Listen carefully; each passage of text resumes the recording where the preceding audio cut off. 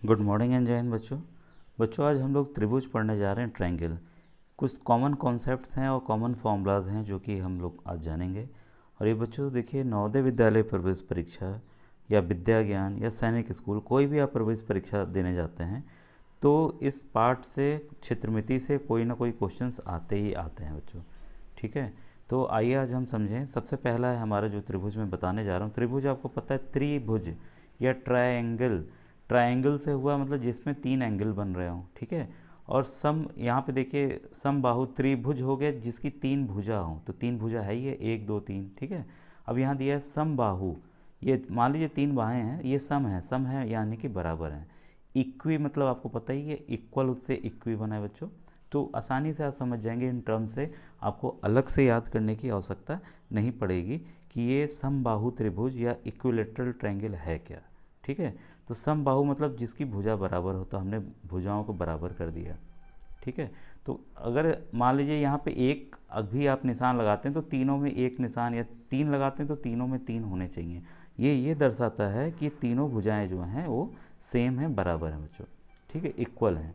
ठीक है, अब आइए देखिए, वह त्रिभुज जिसकी सभी भुजाएं परस्पर समान हो समबाहु त्रिभुज कहलाता है। अगर हम इस त्रिभुज की बात करें तो इसको हम पढ़ेंगे, देखिए ट्रायंगल ए बी सी या त्रिभुज ए बी सी। ठीक है, तो इसमें है क्या, अगर आप मैथमेटिकली लिखना हो तो आप इसको ऐसे लिखेंगे, A B is equal to B C is equal to C A. आप एक क्रम में बच्चों चलेंगे, जैसे ए बी लिया, फिर बी सी लिया, फिर सी ए लिया। ठीक है, क्रम से चलने से हमारी गलती नहीं होती है। और इसमें हमेशा ध्यान रखिएगा, भुजाएं जो बराबर हैं तीनों, ठीक है, तीनों के कोण एक बराबर होंगे बच्चों।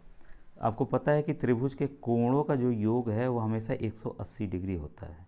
ठीक है, तो यहाँ पर आप दिखाएंगे कि देखिए ये कोण ए या एंगल ए बोले इसको, angle A is equal to angle B is equal to angle C, जो कि तीनों एंगल किसके बराबर हैं, 60 डिग्री या 60 अंश के बराबर हैं।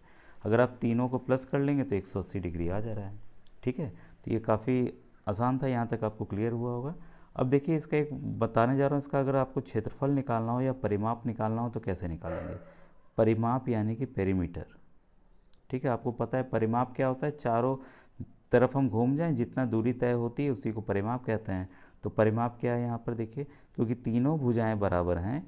ठीक है, या तो आपकी इच्छा तीनों भुजाओं को जोड़ लीजिए, A B plus B C plus C A. ठीक है, या तो आप तीन गुणे भुजा, इसको, इस फॉर्मूला को याद कर लीजिए। ठीक है, तो ये आप इसमें से कुछ भी आप कर सकते हैं, या तो सबको जोड़ लीजिएगा या तो गुणा कर लीजिएगा। अब आया देखिए क्षेत्रफल की बात। जैसे आपने पहले याद किया हुआ है कि आयत का क्षेत्रफल क्या होता है, लंबाई गुणे चौड़ाई। वर्ग का क्षेत्रफल क्या होता है, भुजा गुणे भुजा। तो वैसे ही बच्चों इसका जो ये हमारा समबाहु त्रिभुज है, इसका क्षेत्रफल होता है √3/4 भुजा स्क्वायर या साइड स्क्वायर, साइड का वर्ग। ठीक है, √3/4 साइड स्क्वायर। जो भी इसकी भुजा की लंबाई होगी आप यहाँ लिख देंगे, उसका वर्ग कर देंगे। ठीक है बच्चों, ये जो भी आंसर आएगा आप इसको काट देंगे। ठीक है, ऐसे जनरली ये उम्मीद नहीं है, लेकिन ये फॉर्मूला अगर आप याद रखते हैं तो हो सकता है अगर सवाल आए तो आप उसको ईजिली कर लेंगे। ठीक है, अब आइए दूसरी तरह के त्रिभुज को समझें बच्चों। ये है हमारा समकोण त्रिभुज यानी कि राइट एंगल ट्रायंगल। ठीक है, राइट एंगल ट्रायंगल, यहाँ पर देखिए बच्चों, राइट एंगल ट्रायंगल इसको बोलते हैं जब यहाँ पर 90 डिग्री का कोण बने। ठीक है, तो इस तरह के त्रिभुज को हम क्या बोलते हैं, समकोण त्रिभुज बोलते हैं। यहाँ पर भुजाओं की कोई कंडीशन नहीं बच्चों। ठीक है, और आपका इसको याद रखिएगा, वह त्रिभुज जिसका एक कोण समकोण हो या 90 डिग्री हो उसको समकोण त्रिभुज कहते हैं। ठीक है, और इसका क्षेत्रफल देखिए, इसका क्षेत्रफल क्या है बच्चों। परिमाप तो आपको पता ही है कि चारों तरफ का आपको बस प्लस कर लेना है। ठीक है, क्षेत्रफल समकोण त्रिभुज का जो होता है वह होता है हाफ गुणे बी सी गुणे ए बी। है क्या यहाँ बच्चों, देखिए ध्यान दीजिएगा, ये आपका आधार है, बेस है, और ये आपकी ऊंचाई है, लंब है। ठीक है, तो आपको इसी को गुणा करना, हाफ बेस इंटू हाइट या हाफ आधार गुणे ऊंचाई। ठीक है, तो ये आपका इसका फॉर्मूला है हमारे क्षेत्रफल निकालने का। ठीक है। और परिमाप आपको पता ही है, तीनों भुजाओं का योग होगा। जैसे मैंने ऊपर वाले का बताया था कि तीनों भुजाओं को जोड़ लीजिएगा, वैसे ही आप यहाँ पर तीनों भुजाओं को आप जोड़ लेंगे परिमाप के लिए। ठीक है, ऐसे मैं लिख दे रहा हूँ यहाँ पे, परिमाप बराबर यहाँ पर A B plus B C plus C A. ठीक है, अब यहाँ देखिए एंगल बी, इसको अलग से बता रहे हैं क्योंकि यहाँ दिया हुआ ये समकोण है, 90 डिग्री है, राइट एंगल है यहाँ पर। ये कितना है, 90 डिग्री है। बाकी हमें पता नहीं है ए और सी कितना है। ठीक है, और एक और फॉर्मूला है बच्चों, इसको बोलते हैं पाइथागोरस थ्योरम का फॉर्मूला है ये, पाइथागोरस थ्योरम में। इसमें आप देखिए, याद रखिएगा कि ये जो है इसका वर्ग इन दोनों वर्गों के योग के बराबर होता है, दोनों भुजाओं के वर्गों के योग के। ये काफ़ी इंपॉर्टेंट फॉर्मूला है, और आपको जब हम लोग नवोदय के सवाल हल करेंगे तो आपको आइडिया लगेगा कि ये कितना इंपॉर्टेंट फॉर्मूला है। तो इसको बच्चों ऐसे याद कि इसको हाइपोटेन्यूज बोलते हैं। ठीक है, ये आपका बेस हो गया, बी हो गया। ठीक है, बेस बी हाइपोटेन्यूज, और ये आपका परपेंडिकुलर लंब हो गया। ठीक है, तो आप इस तरह से भी याद कर सकते हैं। हाई मैं शॉर्ट में इसलिए लिखता हूँ ताकि परीक्षा में देखिए बच्चों समय कम रहता है, हमें शॉर्ट में ही लिख के याद करना पड़ता है और जल्दी चीज़ें हो जाती हैं, सवाल जल्दी हो जाता है। एच स्क्वायर बराबर होता है P square plus B square. ठीक है, तो ये आधार बेस हो गया, ये परपेंडिकुलर हो गया, ये हाइपोटेन्यूज हो गया। यही बच्चों पाइथागोरस थ्योरम है। ठीक है ऐसे हायर क्लासेस में, लेकिन अभी आपको जानना होगा क्योंकि इसके बिना फिर आप सवाल नहीं कर पाएंगे अगर ये आपको फॉर्मूला याद नहीं होगा तो। ठीक है बच्चों, फिर अब हम आगे बढ़ते हैं तीसरे हमारे त्रिभुज पे। ये काफ़ी इंपॉर्टेंट फॉर्मूला, इसको बच्चों याद कर लीजिएगा, पाइथागोरस थ्योरम। ठीक है, तीसरा है हमारा बच्चों समद्विबाहु त्रिभुज या आपका आइसोसेलस ट्रायंगल। ठीक है, इसमें क्या होता है बच्चों कि वह त्रिभुज जिसकी दो भुजाएं समान हो समद्विबाहु त्रिभुज कहलाता है या आइसोसेलस ट्रायंगल कहलाता है। तो इसमें हमने मान लिया कि ये जो दो भुजाएं हैं ये एक बराबर हैं। ठीक है, ये बराबर नहीं है। ठीक है, समबाहु में क्या था कि तीनों बराबर थे, और इसमें समद्विबाहु में क्या है कि केवल दो भुजाएं बराबर हैं। ठीक है, आइसोसेलस ट्रायंगल इसमें हमने मान ही लिया है, तो हम इसको लिख देते हैं। इसकी कंडीशन क्या हो गई, पहली A B is equal to A C. यहाँ पर देखिए बी सी का नाम नहीं आएगा, ये और ये दोनों बराबर हैं। ठीक है, एक इसमें याद रखिएगा कि इसका जो अपोजिट एंगल होता है, जो विपरीत दिशा की तरफ जो एंगल कोण बना रहता है वह ये कोण, और इसका जो विपरीत दिशा का कोण बना रहता है ये कोण, ये दोनों कोण आपस में बराबर होंगे। ठीक है, तो ये क्योंकि भुजाएं बराबर हैं इसलिए कोण भी बराबर होंगे। आपने समबाहु वाले में पढ़ा था ना, तभी तो मैंने तीनों कोणों को एक दूसरे से बराबर कर दिया था, क्योंकि यहाँ दो भुजाएं बराबर हैं तो इनके सामने वाले जो एंगल्स हैं, अपोजिट वाले एंगल्स हैं, वो एक दूसरे से बराबर होंगे। तो एंगल बी जो है वो एंगल सी के बराबर होगा, या कोण बी है जो कोण सी के बराबर होगा। एक समद्विबाहु त्रिभुज में समान भुजाओं के सम्मुख कोण जो होते हैं समान होते हैं। ठीक है बच्चों, इसका अब देखिए एरिया जो निकालना है, क्षेत्रफल निकालना है हमें। आप लोग इंग्लिश हिंदी दोनों जानिए, क्योंकि किताबें बाद में बच्चों आपको इंग्लिश में ही पढ़नी है, फिर बच्चों को बहुत ही दिक्कत होती है। ठीक है, तो इसका आप एरिया निकालेंगे, ये होगा half B C into A D.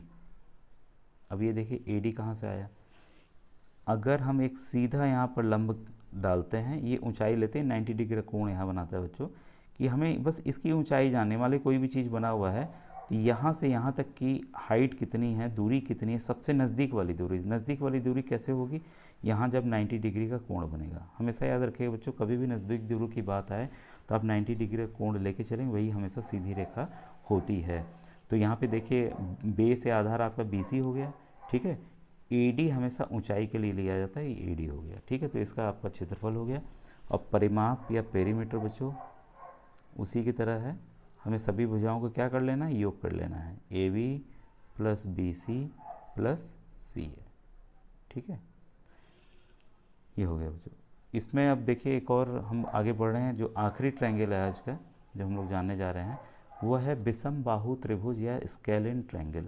अब इस वाले में आप देख रहे हैं ABC में कोई भी भुजा एक दूसरे से बराबर नहीं दिख रही है। ठीक है, तो अगर हमने मान लिया कि इस भुजा की लंबाई A है, इसकी C है और इस वाले की B है।